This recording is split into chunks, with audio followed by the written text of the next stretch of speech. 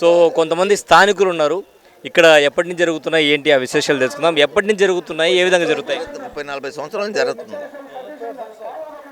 37 సంవత్సరాలు ఇంత పూర్తి. ఇప్పటికి బాగా జరుగుతుంది. జీవో మీటింగ్ బాగుంది. పోలీస్ బందోబస్తు కానీ అంతా బాగా బందోబస్తు బాగుంది. ఏం రిస్క్ లేకుండా ప్రశాంతంగా జరుగుతుంది పందెం. అంటే పండగ సందర్భంగా ఈ పోటీలు నిర్వహించడానికి ప్రధాన కారణం ఏంటి? వైఎస్ఆర్సీపీ వాళ్ళు ఎక్కువ మంది. బాగా కాదు కాదు, పండగకి ఈ పోటీలకి సంబంధం ఏంటి? సంబంధం అంటే ఇది ఒక హ్యాపీ కదా, ఒక సంక్రాంతి రోజు అనేది. ఇది ఒక ఆనవాయితీగా వస్తుంది. 37 ఏళ్ళ నుంచి ఆనవాయితీగా వస్తుంది కాబట్టి అదొక సరదా. కప్పులు ఇస్తారు.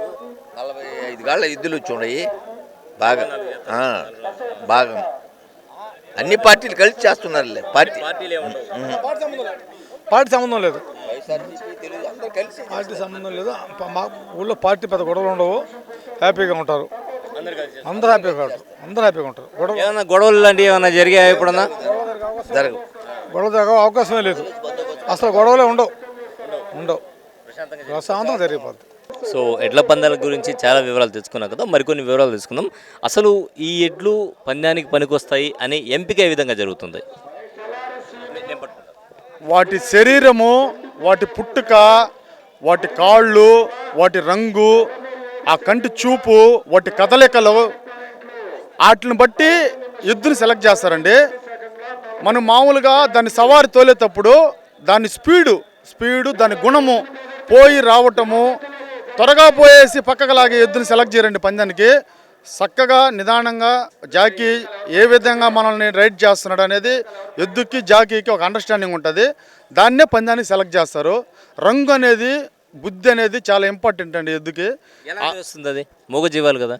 అది రైతులకి చిన్నప్పటి నుంచి ఒక సెలక్షన్ అనేది వాళ్ళు అప్డేట్ అవుతూ ఉంటారు, కొంటూ ఉంటారు, ఫెయిల్యూర్ అవుతూ ఉంటారు.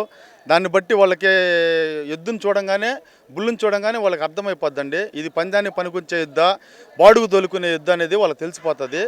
దాన్ని బట్టి వాళ్ళు సెలెక్ట్ చేసుకుంటారండి. అంటే కొంత పొగురుగా ఉండే ఎద్దులు పనికొస్తాయంటారా ఎట్లా?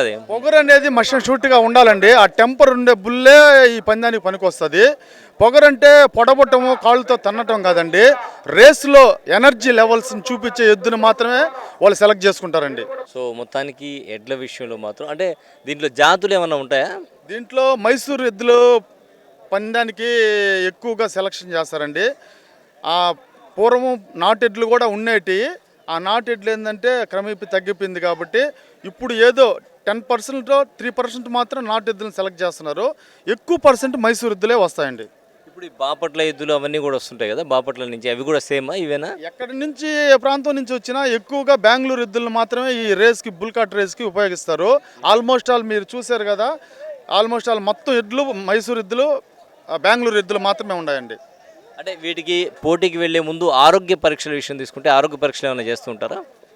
ఆరోగ్యం అనేది ఎద్దుకి చాలా ఇంపార్టెంట్ అండి. పోటీల్లో పాల్గొనాలంటే వాళ్ళు ఎన్నో జాగ్రత్తలు తీసుకుంటారు. వాటికి యాంటీబయాటిక్స్ అన్నీ వాడుకుంటారు. వాటికి బి కాంప్లెక్స్ ఇస్తారు, మంచి డైట్ ఇస్తారండి. వాటికి పెట్టే ఆహారము మనుషులుగా మనం కూడా తినలేము. రైతు పొట్టగట్టుకొని తన కోరికను కూడా జయించుకొని ఆ ఎద్దుని పోషిస్తాడండి. ఆ రైతుకి అది ఒక సరదా హాబీ. ఆ సంతోషము ఆ చేసే రైతుకే తెలుస్తుంది, కానీ పక్కనుండే మనకు తెలీదు. ఆ ఆనందం వాళ్ళకి సంవత్సరం అంతా ఆ ఎనర్జీ లెవెల్స్తో పని చేసుకుంటారండి వాళ్ళు. ఒక్కసారి ఆ స్పీడ్ మెయింటైన్ చేసి వెళ్ళి వచ్చిన తర్వాత, అంటే మామూలుగా కూడా పరిగెత్తి వచ్చిన తర్వాత కొంత రిలాక్స్ అనేది, విశ్రాంతి అనేది ఉంటుంది కదా. సో వీటి విషయం తీసుకుంటే ఆ స్పీడ్లో వెళ్ళి వచ్చిన తర్వాత ఎలా ఉంటుంది? ఆ స్పీడ్లో వెళ్ళి వచ్చిన తర్వాత ఎలక్ట్రాల్ ఇస్తారండి, టెంకాయ వాటర్ ఇస్తారు, బి కాంప్లెక్స్ ఇస్తారు, న్యూరోబిన్ ఇంజెక్షన్స్ అవి చేస్తారండి. ఒక 1 అవర్ అయిన తర్వాత ఆటోమేటిక్గా ఎద్దుని నీళ్లతో కొద్దిగా మొహం కడిగి నీళ్ళతో మౌత్ అంతా క్లీన్ చేసిన తర్వాత ఆటోమేటిక్గా అది కూల్ అయిపోద్దండి ఎద్దు. దానివల్ల ఏం ప్రాబ్లం లేదు. సాయంత్రం మళ్ళీ నీళ్ళ పోత, వేడి నీళ్ళ పోత ఉంటుంది. మామూలు నీళ్ళ పోత పూసిన తర్వాత ఎద్దు మళ్ళీ మన నొప్పులు చూసుకుంటారు. నొప్పులకు కూడా వాళ్ళు ఏదన్నా ఇంజెక్షన్స్ చేస్తారండి, న్యూరోబిన్ అవన్నీ వేస్తారు. ఆ జాగ్రత్తలను చేసుకుంటారు. దానివల్ల ఏం ప్రాబ్లమ్స్ లేవండి. చివరిగా నియమాలు తీసుకుంటే ఫీల్డ్లోకి వెళ్ళేటువంటి ఎద్దుకి నియమాలు ఏమన్నా ఉంటాయా బండి ట్రాక్లోకి వచ్చిన తర్వాత?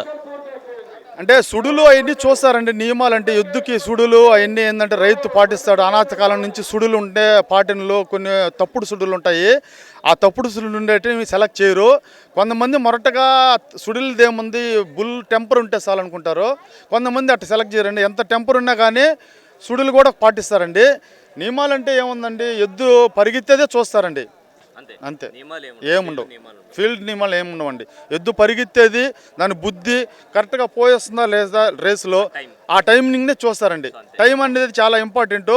అతి తక్కువ స్ప్రింట్ ఉండాలండి ఎద్దులో. హార్స్ పవర్ జాస్తి ఉండాలి. హార్స్ పవర్ ఉండే ఎద్దునే సెలెక్ట్ చేస్తారు పందానికి. Okay, thank you. సో విన్నారు కదా, ఎన్నో మనకు తెలియనటువంటి విషయాలు అయితే చెప్పారు.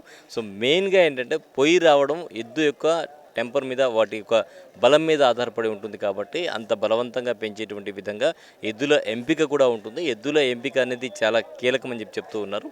సో రైతుకి దాని మీద పూర్తి అవగాహన ఉంటుంది అని తెలియజేస్తున్నారు. కెమెరామెన్ మహేష్తో హుస్సేన్, సాస్ టీవీ, నెల్లూరు.